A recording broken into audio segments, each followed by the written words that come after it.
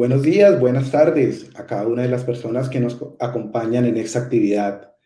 El día de hoy, las embajadas de España, de Colombia, en Suecia, junto con el Instituto Cervantes de Estocolmo y la Asociación de Científicos Españoles en Suecia, nos unimos en torno a la ciencia, la cultura, para presentarles el conversatorio El futuro de los polos, un debate global, a cargo de la investigadora española Alicia Pérez Porro y la colombiana Ángela Posada, periodista científica. Tengo también el honor de compartir ese espacio con el director del Instituto Cervantes en Estocolmo, Alberto Gascón. Alberto, buenas tardes. Hola, buenas tardes, Paulo. Buenas tardes, buenos días para todos aquellos que nos acompañan desde Colombia. Muchas gracias por participar, por colaborar en este proyecto. Para nosotros es un auténtico placer compartir la organización de esta actividad y una sincera satisfacción colaborar en la divulgación de temas tan relevantes como el cambio climático, la biodiversidad o la diplomacia científica y, claro, haciéndolo en español, en nuestra lengua común.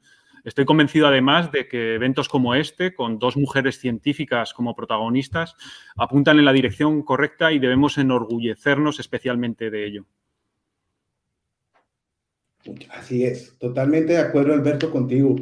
Antes de iniciar nuestra actividad, quiero cederle la palabra a la excelentísima embajadora del Reino de España, Cristina Latorre Sancho, quien nos dará un saludo en esta actividad. Embajadora, por favor. Muy buenas tardes a todas y todos. En 2004, cuando llegué al Ministerio de Educación y Ciencia, uno de mis primeros expedientes fue la contratación de la revisión llamada de media vida para la reparación del buque Hespérides, 345 metros cuadrados de laboratorio flotante con 29 científicos a bordo, que todos los años hacía la campaña ártica o la campaña antártica. Para mí fue toda una inmersión en un mundo desconocido, pero en el que España ha estado presente desde hace mucho tiempo. La semana pasada también terminó la reunión ministerial del Consejo Ártico, que España cree que ha sido un éxito de la presidencia islandesa, a pesar de estar en estos tiempos de pandemia.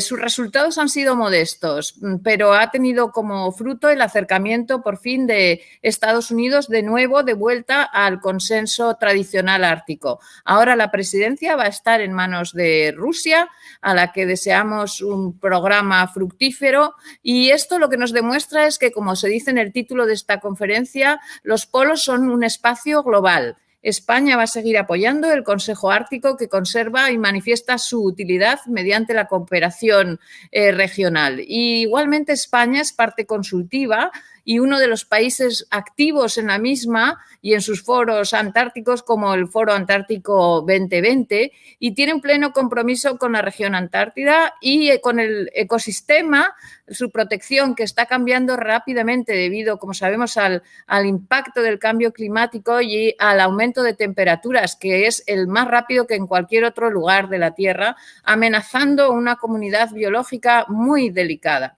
En España se va a celebrar en octubre, presidido por la vicepresidenta del Gobierno, Teresa Rivero, un evento conmemorativo del Protocolo de Madrid de protección ambiental al Tratado Antártico. Y también quiero señalar el activismo de España en la declaración de nuevas áreas marinas protegidas en la Convención para la Conversión de Recursos Vivos Antárticos. Vamos a comenzar esta actividad que ahora nos presenta el Instituto Cervantes, ACES y Raíces, a los que agradezco su activismo para difundir la ciencia y el conocimiento en estos espacios claves, y me uno a las palabras de agradecimiento de Alberto, a los ponentes, a la científica española Alicia Pérez Porro y a la colombiana Ángela Posada, así como la labor que hacen las asociaciones de científicos españoles en el extranjero, en Suecia, ACES, y a la Red Española de Investigadores en el Extranjero como Raíces, a cuya presidenta Alicia también agradecemos su participación, así como también a la Embajada colombiana y a nuestros amigos que desde Colombia nos acompañan hoy. Muchas gracias. Muchísimas gracias, embajadora.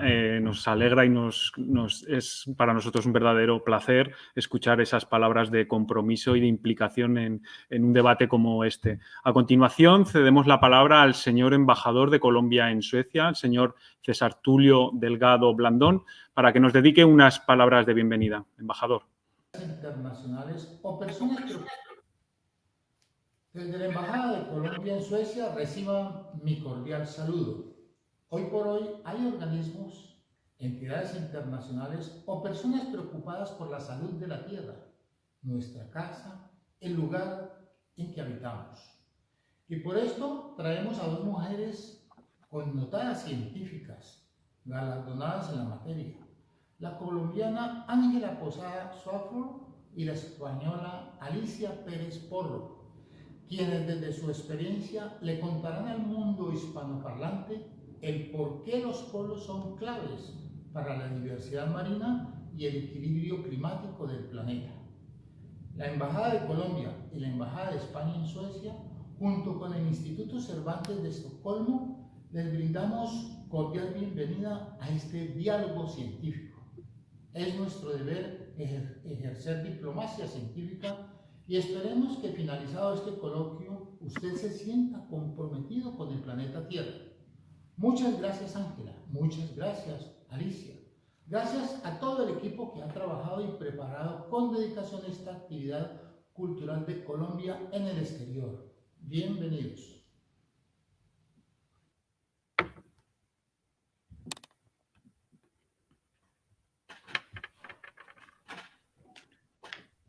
Muchas gracias a los embajadores. No sin antes iniciar nuestra actividad, tengo el honor de presentar a la española Alicia Pérez Porro, quien, para ser cortos en su amplia trayectoria, me he tomado la valiosa tarea de realizar un resumen de su amplia experiencia en los diferentes temas ambientales. Alicia es bióloga marina, con enfoque hacia el medio ambiente, la igualdad de género y la diplomacia verde.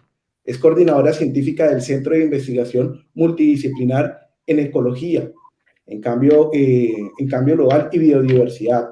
Actualmente es la presidenta de la Asociación de Científicos Españoles en Estados Unidos y la Red Española de Investigadores en el Extranjero. Además, es investigadora asociada al Museo de Historia Natural de Washington, D.C. y consultora de sostenibilidad para diferentes escenarios, para diferentes compañías y centros de pensamiento. Un gusto, Alicia, tenerte acá con nosotros. Muchísimas gracias, Paulo, Alberto, embajadores, el Instituto Cervantes y la Cancillería de Colombia. Es un auténtico placer, ya no solo que me invitéis a mí en representación de las científicas y los científicos españoles en el exterior, sino también que os atreváis a hablar del tema del cambio climático y de la relevancia que tiene el conocimiento científico en las esferas diplomáticas cuando se toman decisiones que nos afectan a todos y que lo hagamos en español, que como ha dicho Alberto es la lengua que nos une y que es importante que también se haga divulgación científica sobre estos temas en nuestra lengua madre. Pues si os parece, pasamos a presentar, en este caso tengo el gusto de presentar a tu contraparte, Alicia, a Ángela Posada Swafford. Bienvenida, Ángela, buenos días desde Cali. Presentar a Ángela, como en el caso de Alicia, es todo un desafío, es complicado, pues posee un amplísimo currículum como escritora, como periodista científica y como conferencista. Aunque es extremadamente difícil, cabría destacar que fue la primera periodista hispanoamericana en recibir una beca de especialización en periodismo científico por parte del Instituto de Tecnología de Massachusetts, el prestigioso MIT en Estados Unidos, y que a lo largo de sus más de 30 años de carrera ha impartido conferencias en decenas de universidades americanas y europeas. Es autora de 8 novelas, ha publicado centenares de artículos sobre investigación, ciencia, exploración y medio ambiente en medios de comunicación de prácticamente todo el mundo. Asimismo, ha participado como miembro de tripulación en múltiples expediciones oceanográficas y polares, incluidas las propias primeras expediciones del programa antártico colombiano. Para concluir, en 2017 uno de sus trabajos como periodista mereció el Premio Nacional de Periodismo Simón Bolívar. Como digo, un orgullo y una fortuna contar con Ángela. Bienvenida, Ángela. Alberto, muchas gracias y es estupendo estar acá en este tema y con esta audiencia. Gracias a las embajadas y a los embajadores. Y bueno, ¿por qué no comenzamos a conversar? Entonces le voy a pedir el favor a Luis de que me maneje mis flamantes diapositivas. Si por alguna cuestión se me va, no.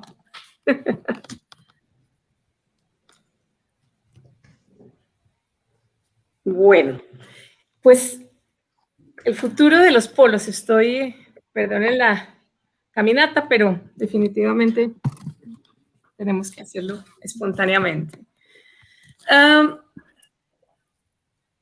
¿Por qué no pasamos las siguientes diapositivas, como unas 3 o 4?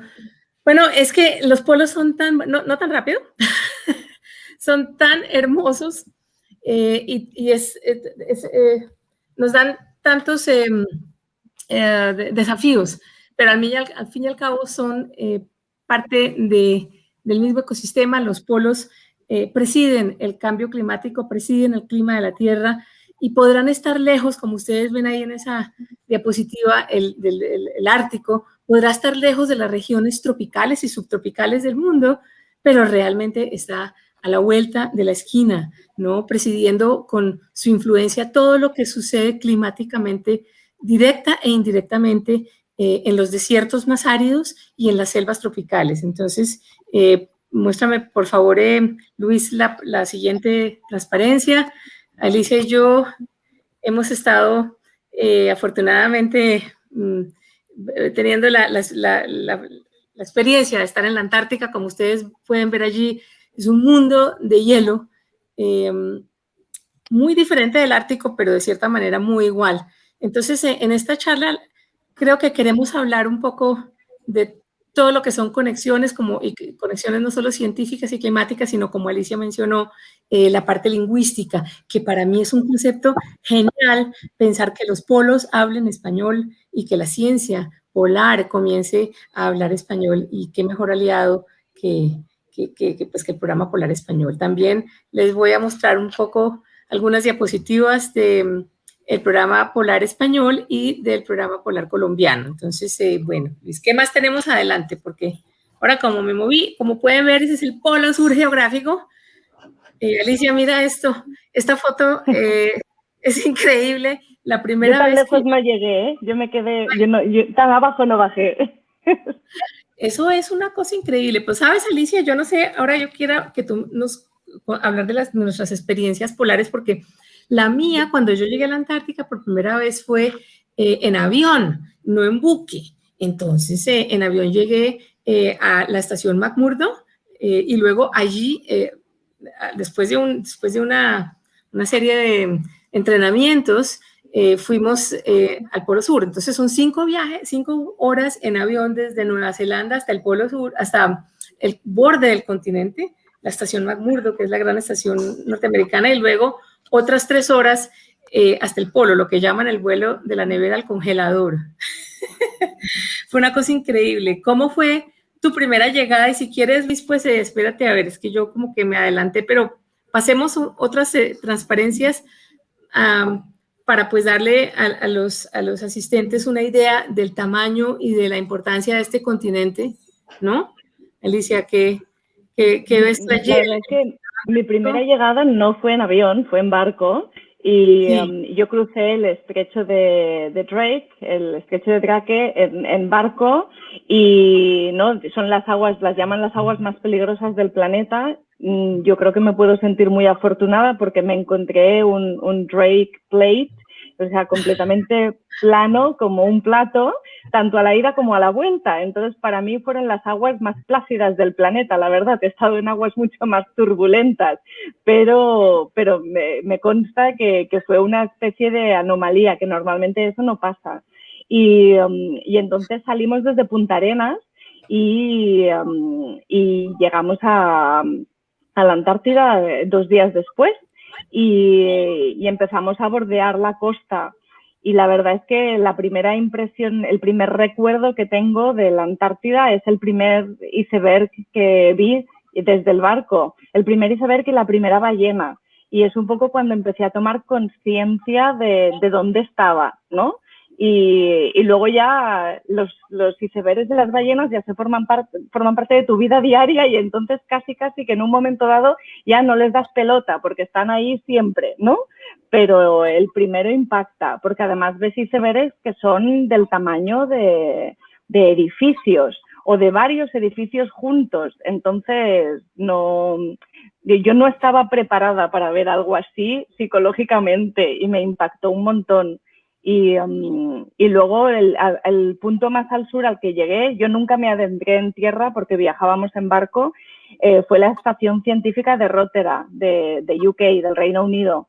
Y la verdad es que yo como científica, eso era la Disneylandia de los científicos, era alucinante esa estación científica.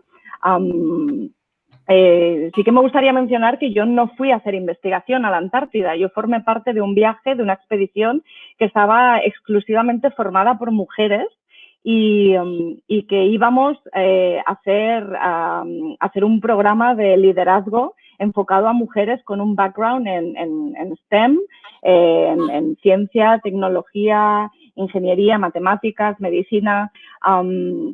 Y una de las razones por las cuales íbamos solo mujeres era para un poco destacar el papel clave que tiene la mujer en la acción climática, la igualdad de género en la acción climática y dar ese contrapunto a que, yo no sé si los espectadores lo saben, pero hasta hace relativamente poco las mujeres tenían la entrada prohibida en la Antártida.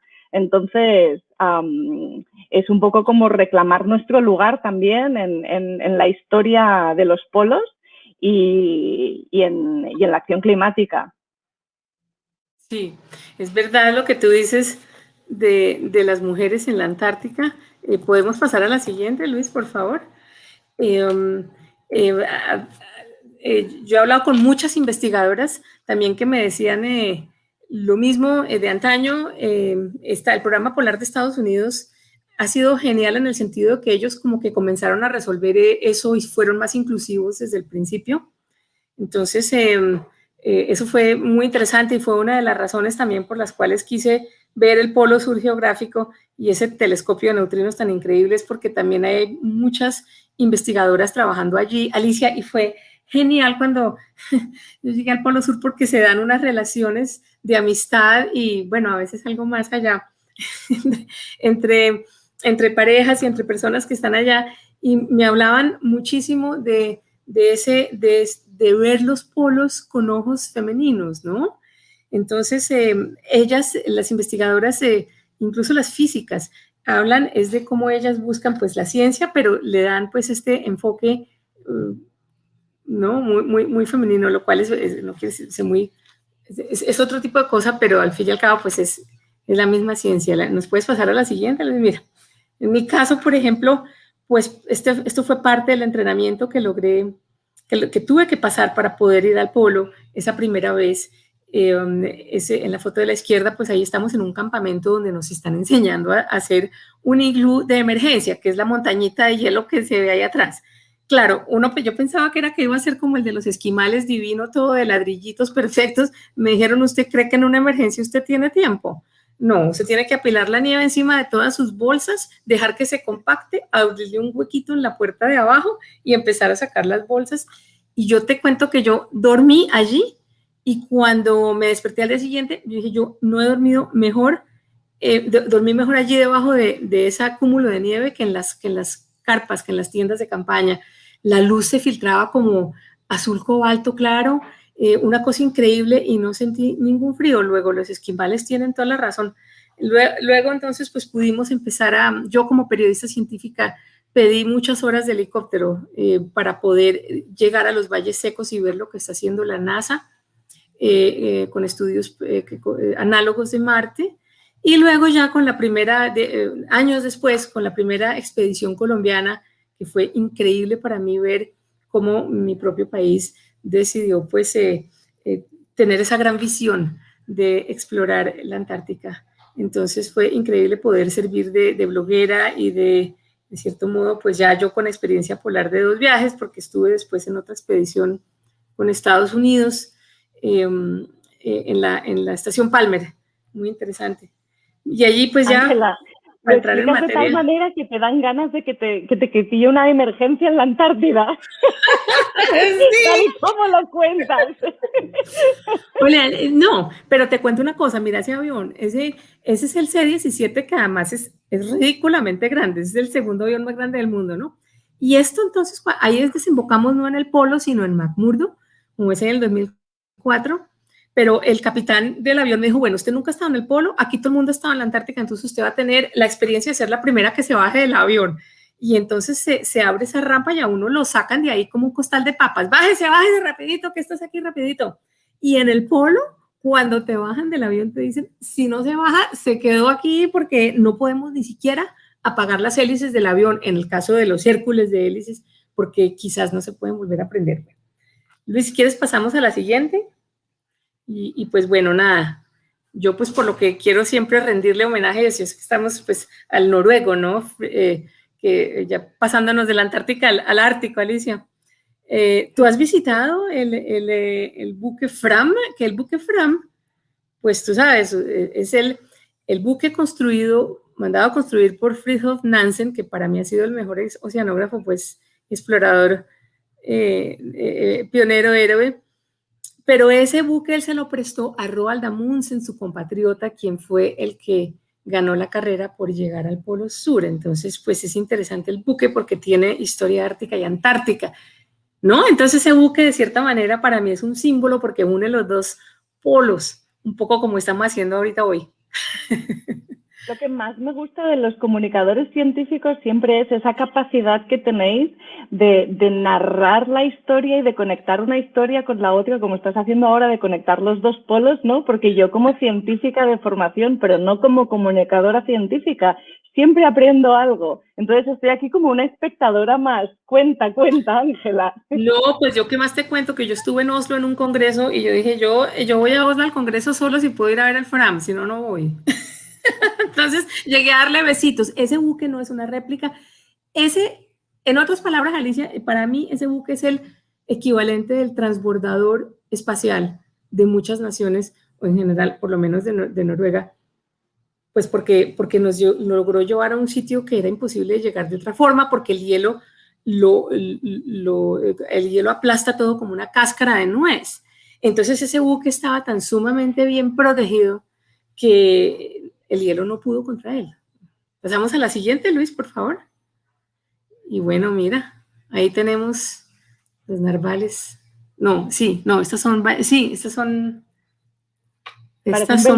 blancas. Belugas, sí, les falta el cuerno. ¿Tú has visto un narval alguna vez?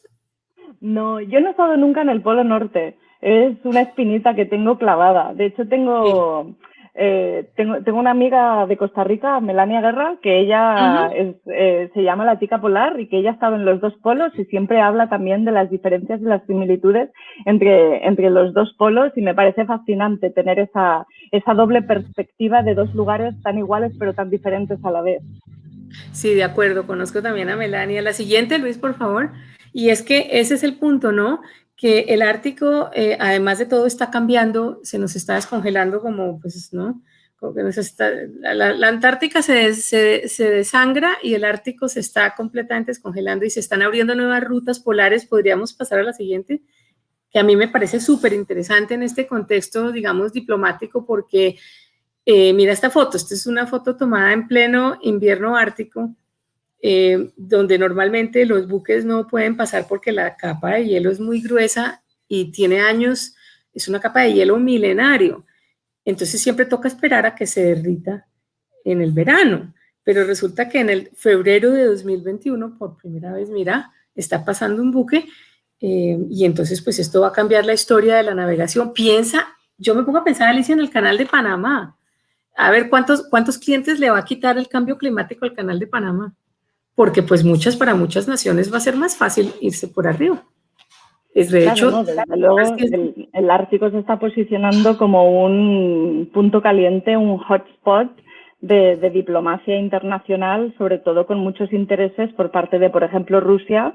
Además también hay petróleo, que esto también pues suma, y que se abra una posible nueva ruta comercial de transporte a través del Ártico,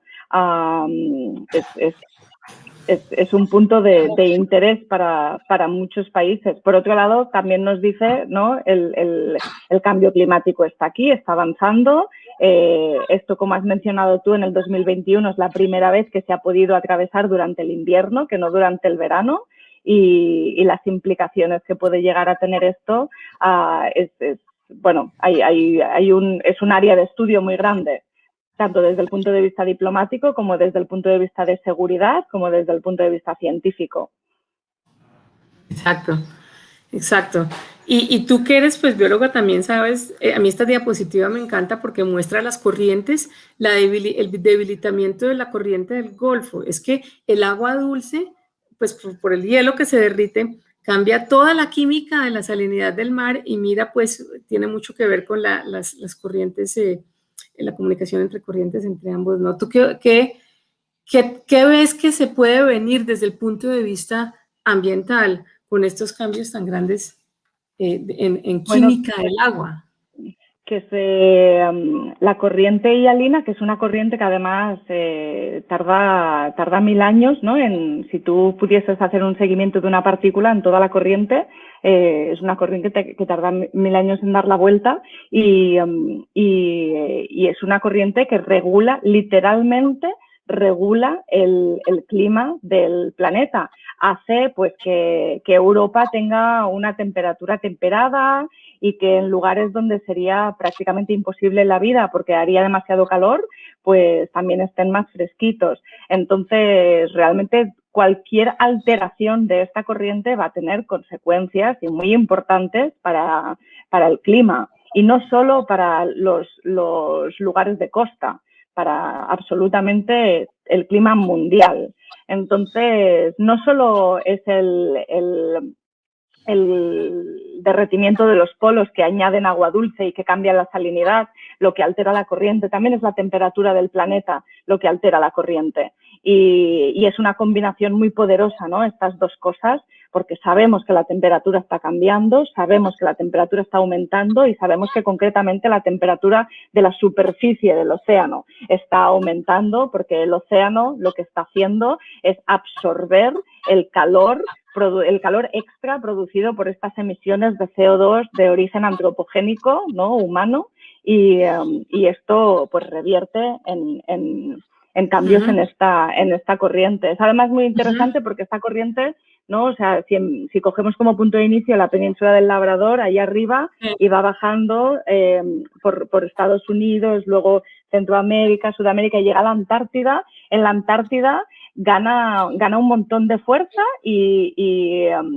porque no hay tierra, ¿no? Y entonces empieza a dar vueltas y se embala y de ahí pues sube ya otra vez para arriba hacia el Océano Índico, donde se empieza a calentar.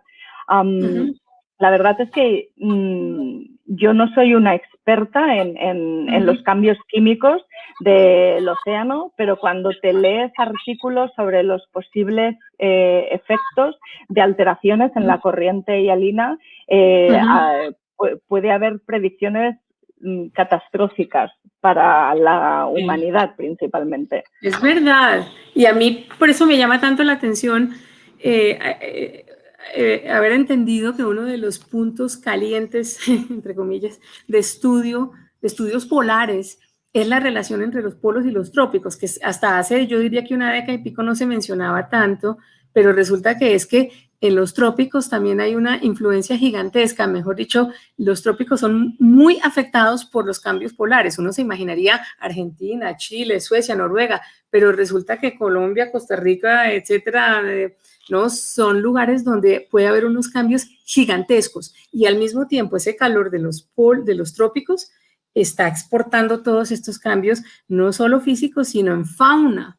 Yo hablaba con expertos con biólogos que han estado también en ambos polos y dicen, mire, está habiendo un intercambio de fauna gradual pero interesante y resulta que lugares de la costa este de Estados Unidos que no, pues, están cambiando sus características, ¿no? Se están volviendo más, se están tropicalizando, se están calentando. Y algo interesante, mira, por eso puse yo esa foto aquí, es que los glaciares de alta montaña, o los glaciares de montaña, esto es un estudio nuevo, de hace unos pocos años, 2, 3, algo así, este año salió otra vez en Nature, están contribuyendo hasta una tercera parte del aumento del nivel del mar. Imagínate, porque uno no se imagina estos glaciares tan altos, pero claro, si se convierten en ríos y los ríos van a dar al mar, razón de más para que los países tropicales, podemos pasar a la siguiente, por favor, Luis, gracias, se interesen en estudiar los polos. Y ahí es donde yo veo que realmente se necesita hacer toda una estrategia de estudio para bueno, hablaremos ahora de la parte internacional. Pero mira tú este ciclo, ¿no? Tan interesante de corrientes que son tan complejas, ¿no, Alicia? Yo creo que volviendo al tema de los países que a lo mejor tradicionalmente no han tenido la oportunidad de investigar en los polos, porque no nos olvidemos que hacer investigación en los polos requiere de una equipación que muchas veces requiere dinero y que muchas veces pues hay países que consideran pues que los recursos son limitados y prefieren dedicar pues esos recursos en investigación a investigar pues lo propio del país, ¿no? Que entiendo que es muy loable. Y entonces de ahí también un poco la importancia de la diplomacia científica también para potenciar esa colaboración científica entre países que tradicionalmente no han tenido a lo mejor los recursos para poder tener esa equipación y poder desarrollar investigación en los polos, pero que se van a ver afectados por todo lo que pasa en los polos, ¿no? Yo siempre digo que lo que pasa en la Antártida no se queda en la Antártida. No. Entonces, es muy importante que todo el mundo sepa lo que pasa en la Antártida, precisamente porque va a afectar a todo el mundo, ¿no? Pero tal y como está, por los temas históricos que probablemente tú te sabes mejor que yo, Ángela, ¿no? Los países que han tenido acceso a la Antártida no son todos los del mundo. Entonces, yo creo que es importante poder abrir la Antártida a todo el mundo a través principalmente de la cooperación internacional a través de la ciencia. Exacto, y para allá voy yo ahora a mostrar algunas imágenes del programa Polar Español y el colombiano, pero antes les muestro estas fotos tan bonitas de la reserva de la biosfera Seaflower y la isla de San Andrés en el Caribe colombiano. Estas son unas expediciones que hemos hecho con la Armada colombiana, pero lo interesante es realmente mostrar la cantidad de teleconexiones que se están viendo entre los polos y cosas como qué está pasando con los corales, las migraciones de los tiburones, las migraciones de los pájaros. Es interesantísimo lo que se comienza a ver. Entonces yo hago mucha insistencia en estas teleconexiones y gracias, Luis, por favor pasemos a la siguiente. Porque pues bueno, este es el buque colombiano, el 20 de julio, fue genial cuando me llamó el almirante Ernesto Durán en ese entonces a decirme, mira, sé que tú eres la colombiana que estaba por allá en el polo, ¿por qué no vienes a estas expediciones? Y entonces yo dije, no, eso es una cosa maravillosa. Ese buque es una patrullera hecha con una plantilla alemana, pero hecha totalmente en Colombia para estudiar el Caribe, es decir, aguas tropicales. Entonces fue interesante cómo los ingenieros tuvieron que acondicionar un buque militar muy interesante para aguas de hielo. Y ese helicóptero que está allí, me encanta, aprovecho a decirlo porque tenemos audiencia española. Yo formé parte en esa primera expedición de una especie como de colaboración con científicos españoles en la estación que ahora les muestro tan linda, Juan Carlos I. Entonces ellos tenían que llevar un instrumento colgado del helicóptero para hacer unas tomas. La siguiente, por favor, Luis. Entonces, esto nos empieza a entrar en este otro tema de la diplomacia, de la cooperación internacional. Esta foto me parece chistosa porque es que nuestros marineros y nuestros científicos están todos acostumbrados a hacerlo en vestido de baño, en traje de baño. Y entonces muchos de ellos, pues ellos son de la costa atlántica y pacífica colombianas, entonces lo de ellos son las palmeras, los cocoteros. Entonces me miran y me decían, señora Ángela, pero cuando lleguemos allá, ¿cómo va a ser este frío? Bueno, gozaron, se divirtieron, les pareció increíble. La siguiente, por favor, esa es una roseta oceanográfica para tomar los diferentes tipos de agua a diferentes profundidades, y ese buque que es tan bonito que parece como nuestros buques escuela hechos en España, pero no, es otro buque que estaba ahí de paseo en esta pingüinera en el estrecho de Gerlache, que es como el área de operaciones de la Armada Colombiana del programa polar colombiano.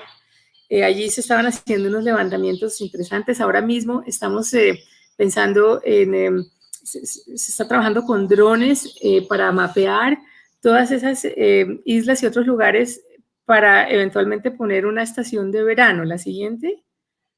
Ángela, ¿a ti no te llamó la atención la primera vez que fuiste a la Antártida el ruido que hacen los pingüinos y cómo toda la Antártida huele a caca de pingüino y que la caca de pingüino es rosa? A mí estas cosas se me han quedado grabadas.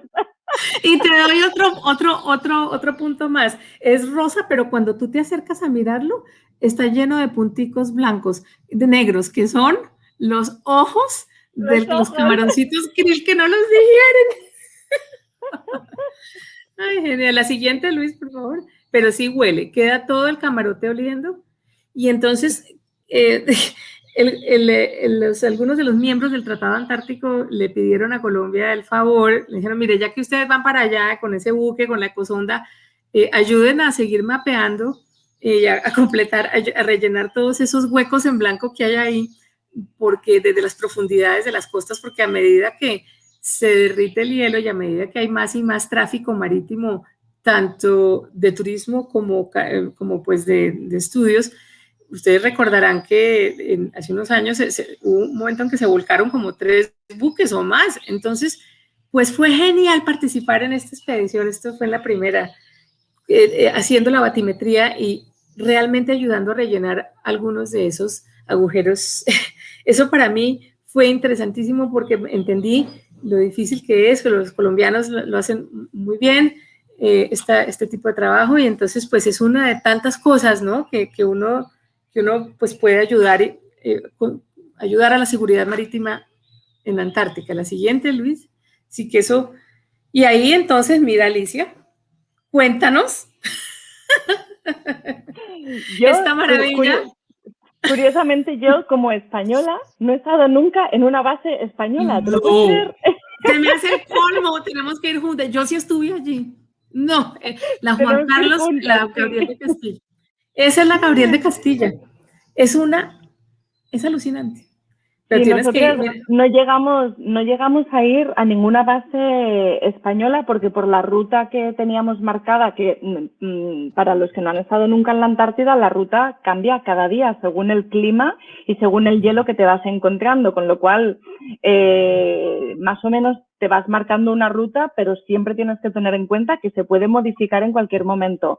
Entonces, a nosotras nos afectó que teníamos previsto pasar y tuvimos que modificar nuestra ruta debido a la climatología. Entonces, nunca llegué a pisar una base española, así que tengo que volver, clarísimamente, tengo que volver a la Antártida.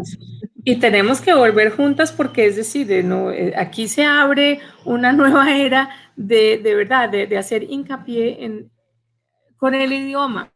A mí me encanta este involucramiento del Instituto Cervantes porque es que realmente, y ahora lo hablamos más a fondo si quieres, pero la ciencia tiene que empezar a hablar más español. Yo sé que el idioma de la ciencia es el idioma inglés por lo general, pero por favor, nosotros somos, la gente que habla español cada vez somos más. En Estados Unidos cada vez es la minoría más grande y en general es importante. Yo creo que también es importante destacar que la ciencia es mucho más que investigación. Yo siempre digo que la ciencia es un árbol que tiene muchas ramas y que la investigación es una rama de ese árbol de ciencia, pero que la comunicación científica es otra rama, la diplomacia científica es otra rama, incluso el activismo científico, y que entonces para mí el concepto de científico es mucho más holístico, ¿no? Es más como de profesional de la ciencia. Y eso significa que aunque el idioma vehicular de la ciencia académica es eminentemente el inglés, también por una cuestión de internacionalización, es muy importante destacar que en las otras ramas, más allá de la investigación, de la ciencia, hay cabida para otros idiomas y realmente el español tiene que ser uno de estos idiomas porque, como destacas tú, Ángela, es uno de los idiomas que más se habla en el planeta. Y si nos vamos a hablar concretamente del cambio climático, recordemos que algunos de los países que están más afectados por los efectos que nos vienen y que ya tenemos aquí del cambio climático son países de habla hispana en Latinoamérica, con lo cual es importante que poder comunicar el cambio climático y las conclusiones de la ciencia en el idioma de toda Latinoamérica y de España para toda aquella gente que no habla inglés. Tal cual, tú lo has dicho. Ese último punto es súper importante porque hay muchas personas que piensan que esto de los polos es, ay, qué delicia, son los millonarios que van allá a pasear o los científicos, pero no acá acaban de hacer esta conexión. Y los divulgadores somos pieza clave. Y para mí la clave es como un trípode.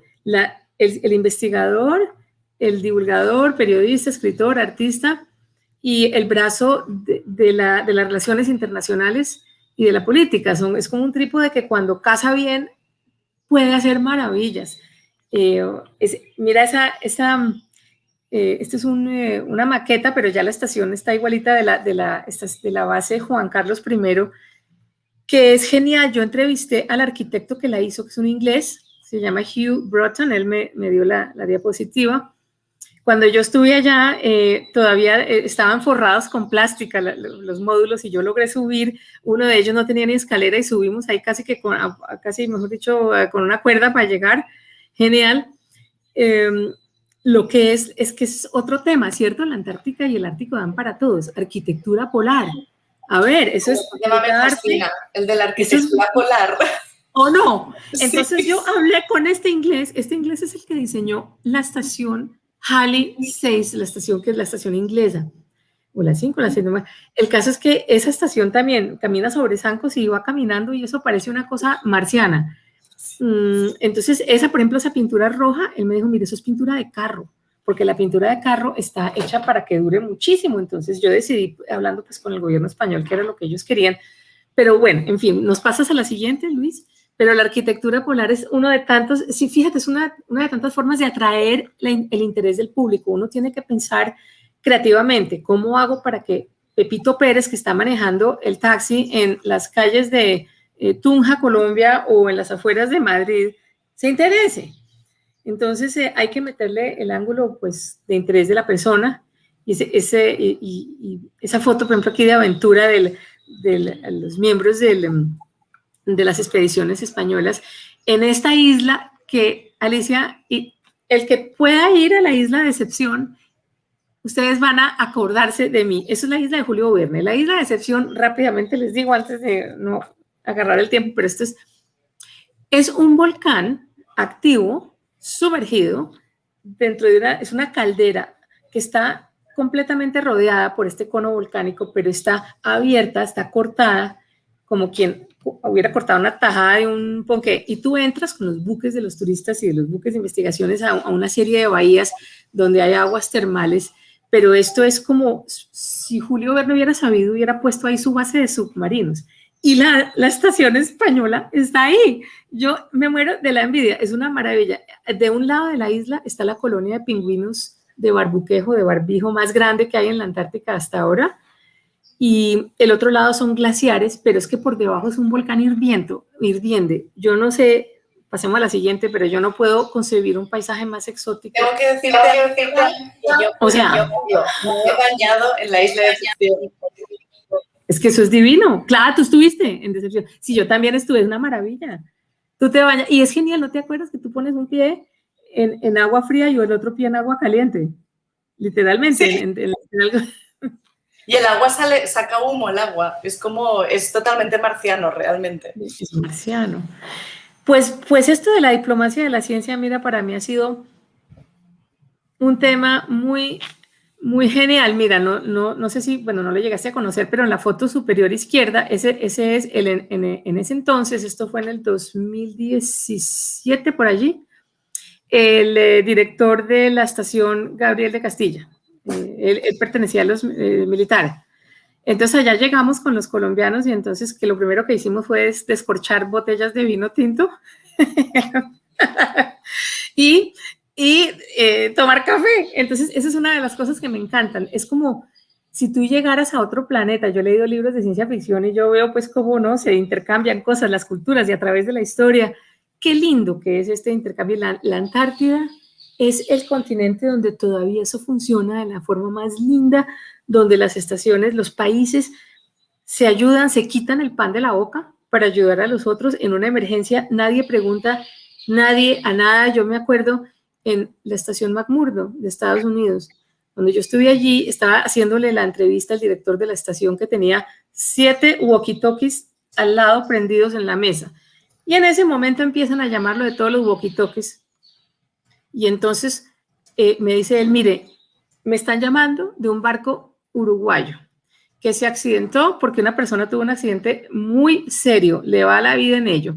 La estación rusa dice que tiene un buque, pero está muy lejos, pero entonces no alcanzan, pero entonces llevan un helicóptero a la estación italiana, que a su vez lo lleva en avión Twin Otter a la estación inglesa, que tiene un avión un poco más grande para llevarlo a McMurdo. Para hacer el tiempo corto, yo vi como en 7 horas, 8 o 10 horas máximo, este hombre salió del buque uruguayo en una cadena de 5 países y estaba en Nueva Zelanda en un hospital sin que nadie le cobrara un peso a nadie, ni le dijera a nadie, ni le preguntara a nadie. Fue la cosa más hermosa. Y sí, eso pues es muy bonito, ¿no? Por otro lado, sabemos, me imagino que te ha pasado, ¿no, Alicia? Que pues también la Antártica tiene su futuro. El Tratado Antártico pues es todavía un instrumento que va a necesitar de alguna forma, pues un poco como que remodelarse, pero es lo que ha mantenido a la Antártica como está, ¿no? Ese futuro, pues a ver. Para los que nos escuchan y a lo mejor no están tan familiarizados con la Antártida como nosotras, la Antártida no pertenece a nadie y no es de ningún país, por así decirlo, y está regulada por el sistema del Tratado Antártico, que es un sistema que son 12 países firmantes, pero luego del sistema forman parte 54 países. Y por eso es un ejemplo de diplomacia y cooperación internacional. Según palabras de este Tratado Antártico, la Antártida es el continente para la paz y para la ciencia.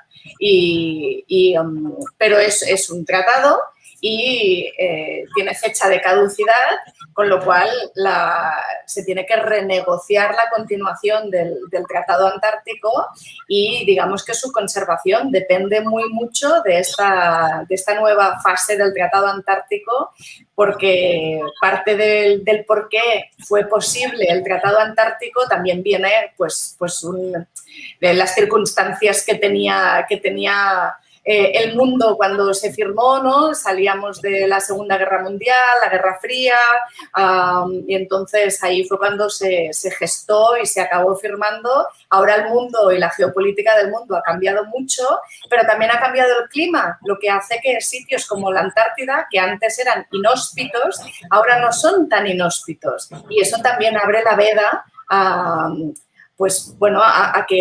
ciertos intereses, ¿no? Digamos que a lo mejor durante un tiempo a según qué países no les importaba mucho la Antártida porque era inhóspita, pero si deja de ser inhóspita a lo mejor les interesa. Exacto, tú lo has dicho. Y ahora pues veo que como estamos ya llegando al momento de las preguntas, podemos dejar de compartir pantalla si quieren y pasar a las preguntas. Yo estoy completamente de acuerdo contigo, Alicia, en lo de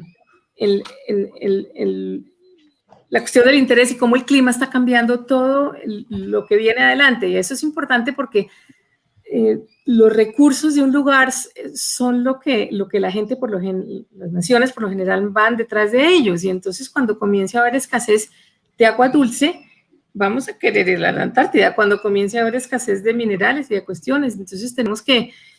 Ahí es el poder de las relaciones internacionales informadas con la ciencia y articuladas con este saber realmente y no tomar decisiones sin ton ni son. Bueno, había una pregunta. Tenemos dos preguntas. Dale. Tenemos dos preguntas, Ángela, Alicia. Qué maravillosa exposición nos han hecho, qué maravilloso conversatorio. Tenemos una primera que es... Voy a leerlo, me permito. Excelente evento, muchas gracias. Me gustaría saber si cada vez hay mayor presencia de mujeres en la ciencia relacionada con los polos, o la presencia es la misma, pero la visibilidad es mayor. Esta es la primera. No sé si quieren, damos alcance a esta y pasamos a una segunda. Sí, hagámoslo así mejor. Pues sí, cada vez hay más presencia de la mujer en la investigación, en los polos y en los otros campos de investigación. Pero también es verdad que cada vez también, afortunadamente, también se le da más visibilidad, no solo a la mujer que está haciendo investigación, sino también a la importancia de que haya más mujeres haciendo investigación. Hay mucho camino por recorrer. Todo va muy despacio. Tendría que haber muchísimas más mujeres y se les tendría que dar muchísima más visibilidad. Hay una falta enorme de mujeres en la investigación, en los polos y fuera de los polos. Y como ha dicho Ángela, las mujeres en investigación, en la ciencia, aportan una visión diferente, que es importante también tenerla en cuenta. No es ni mejor ni peor, pero es diferente. Y esta visión se tiene que tener. Se demuestra, hay estudios que demuestran que equipos de trabajo con mayor diversidad son capaces de encontrar soluciones creativas a grandes problemas de manera muchísimo más efectiva que equipos con diversidad reducida. Y dentro de diversidad está la diversidad de género, pero también tenemos la diversidad de etnia, por ejemplo, ¿no? Que es un problema bastante grande aquí, el tema racial en Estados Unidos, que es donde yo me encuentro. Entonces, realmente sí que está aumentando el número de mujeres en la ciencia de los polos. Necesitamos más mujeres y esto pasa por necesitar más políticas públicas que garanticen que pueda haber más mujeres que accedan al sistema de ciencia y de investigación. Tal cual. Amén. Y una segunda pregunta, Ángela y Alicia, antes de ir, lastimosamente que el tiempo se nos está cortando, y es, desde Estocolmo nos pregunta Chus, ¿es reversible el deshielo de los polos si se toman medidas pronto? ¿Reversible? De lo que yo sé, pues sí, nos estamos descongelando. Lo que más que eso se podría no necesariamente detener del todo, porque el clima se ha descrito como un tren de carga, no puedes detener el tren de carga muy fácil. Hay planes para hacer trabajos de geoingeniería, algunos más interesantes y más locos que otros, pero lo que sí tenemos que dejar de hacer a toda costa es de inyectar tanto dióxido de carbono en la atmósfera. Sí nos seguiremos derritiendo, sí el mundo va a cambiar, sí la geografía del mundo va a cambiar, sí es posible que los centros de poder ya no estén en la costa, sino en la mitad de la montaña. Todo eso es lo que lo que hay, las cartas que nos dieron, pero tenemos que ver cómo dejamos de inyectar tanto dióxido de carbono en la atmósfera. ¿Qué opinas tú, Alicia? Sí, frenar el cambio climático así de un día para otro no se puede, porque como dice Ángela, yo no uso la comparativa del tren de carga, yo uso un barco, ¿no? ¿Cómo frenas un barco? ¿Se puede frenar un barco? No, tú frenas mucho antes del punto en el que quieres que se pare el barco, ¿no? Entonces eso es lo que está pasando, aunque mañana mágicamente seamos capaces de no inyectar más emisiones de CO2 a la atmósfera, las que hay ahora seguirán produciendo un cambio climático durante un cierto tiempo. Y en el caso de los polos, ¿no? Si pensamos en un iceberg, por ejemplo, un iceberg que tiene dos partes, que hay una parte que sale del agua y una parte que está en el agua. Acordémonos que el agua también está cambiando de temperatura y también se está calentando, con lo cual, si cambia la temperatura del aire, esto no significa que lo que hay debajo no se vaya a seguir derritiendo porque el agua sigue estando caliente. Entonces, realmente frenarlo y revertirlo a día de hoy no es una opción. Cuando pensamos en frenarlo y revertirlo, pensamos en muy a largo plazo.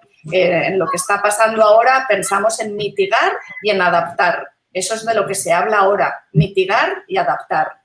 Ya, así es. De lo contrario, habría que esperar a la próxima glaciación. Eso entonces ya no estaremos vivos.